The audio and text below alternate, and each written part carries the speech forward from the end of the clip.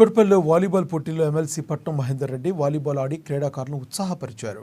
KPHP cultural welfare sports association సేరి సతీష్ రెడ్డి ఆధ్వర్యంలో నిర్వహిస్తున్న Telangana CM volleyball tournament final కార్యక్రమానికి ముఖ్య అతిథిగా విచ్చేశారు. ప్రస్తుత పరిస్థితుల్లో క్రీడలు ఆరోగ్యానికి ఎంతో మేలు చేస్తాయని, రాష్ట్ర వ్యాప్తంగా క్రీడలకు ప్రాధాన్యం ఇస్తున్నామన్నారు. రంగారెడ్డి జిల్లాలోని షాబాద్లో రాజేందర్ రెడ్డి స్టేడియం నిర్మించి తరచూ క్రీడా పోటీలు నిర్వహిస్తున్నామని ఆయన తెలిపారు. క్రీడా పోటీలు నిర్వహిస్తున్న సేరి సతీష్ రెడ్డి సమూహాన్ని ఆయన అభినందించారు.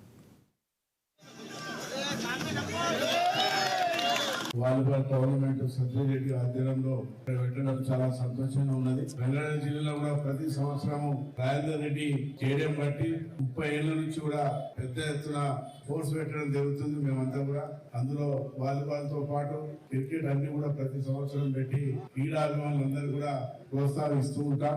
అప్పటి బాషీద్ ఇండియన్ క్యాప్టెన్ కూడా షాబాద్ లో ఉన్నటువంటి రాజేందర్ రెడ్డి స్టేడియంలో కూడా దేశంలో ఉన్నటువంటి నలుమూల నుంచి వచ్చి కూడా ఇక్కడ స్పోర్ట్స్ పెట్టడం ప్రతి సంవత్సరం కూడా పెడుతుంటాం.